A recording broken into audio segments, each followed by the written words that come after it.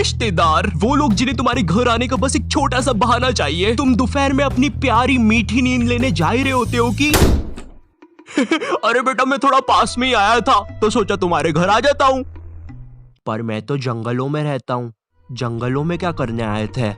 कहीं मेरा घर तो जलाने नहीं आए थे, जैसे तुमने मेरा फ्यूचर जलाया मेरे घर वालों को मुझे इंजीनियरिंग करवाने का बोल के।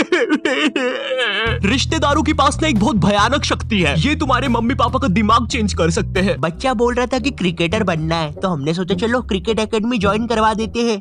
क्रिकेट एकेडमी ज्वाइन करवा देते हैं। भाई साहब आपको क्या बच्चे ने बल्ला मारा है क्या सर पे? नहीं तो जरा अपना दिमाग लगाइए, ये क्रिकेट विकेट में कुछ नहीं रखा। वो अपने विकास जी की लड़की बोल रही थी सिंगर बनूंगी, कुछ हुआ नहीं तो अब नुक्कड़ नाटक में पेड़ बनती है। मैं हूँ एक जादुई पेड़।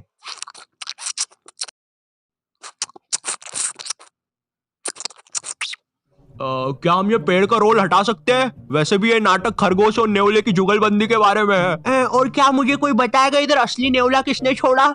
अब हमारी फैमिली में एक रिश्तेदार ऐसा होता ही है जिसे ना बहुत जोर से ज्ञान देने की आदत होती है। इसे लगता है कि पूरे ब्रह्मांड का ज्ञान ना इसके पास ही है और इनका मन पसंदीदा काम होता है लोगों को एडवाइस देना। तुमने 10th पास करी, अब सब्जेक्ट कौन सा लेना है वो ये बताएंगे। तुमने कॉलेज पास करा, अब नौकरी कौन सी करनी है वो ये बताएंगे। फैमिली में कोई बीमार है, उसका इलाज ये बताएंगे। फैमिली में कोई मर गया, इलाज इनने बताया था, पकड़ो। अब करियर चुनते समय भी ना ये लोग अपनी टांग बहुत अच्छे से अड़ाएंगे। पापा मुझे गेम बनाने वाला बनना है। अरे बेटा जिंदगी एक पूरा गेम ही तो है। भाई साहब आप इसको बनाओ डॉक्टर, बहुत स्कोप है, मतलब इसकी माँ का मुंह में रजनीगंधा और कदमों में दुनिया।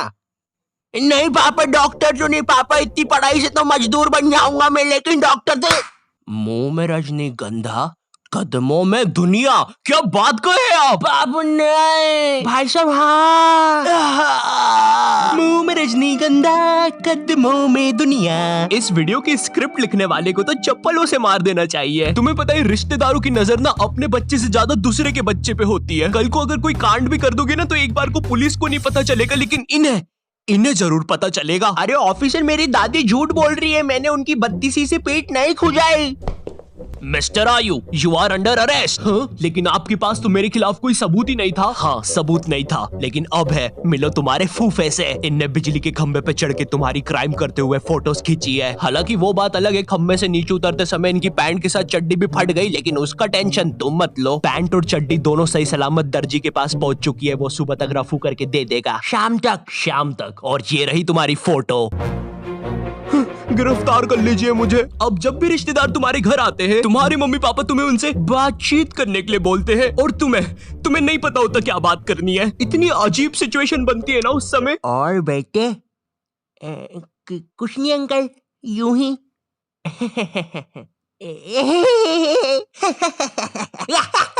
अरे पागल खाने के कैदी हंसते हैं ऐसे एक दूसरे को देख के। अब कुछ रिश्तेदार ना तुम्हारे सीधे घर आते हैं और तुम्हें तुम्हारे बचपन की अजीब सी यादें बताने लग जाते हैं। बेटे तेको याद है एक बार मैंने तेको तेरी लंगोट केबल उठा के पंखे पे लटका दिया था और तेरी माँ ने अनजाने में पंखा खोल दिया था, वो भी 5 की स्पीड पे। मरते मरते बचा था तू। उस समय तुम्हारे दिमाग में बस एक ही बात आ रही होती है, कौन है ये आदमी और बचपन में ये मुझे क्यों मारना चाहता था। बेटे याद है एक बार तू खुले में मूत रहा था तो तेको एक बंदर ने आके पकड़ लिया था। इतनी बेकार यादें बताएंगे तुम्हें बचपन की, और पता नहीं बटवे के कौन से कोने में इनके पास वो फोटो भी रखी होती है। ये देखो नुन्नी खींच ली थी बंदर ने इसकी।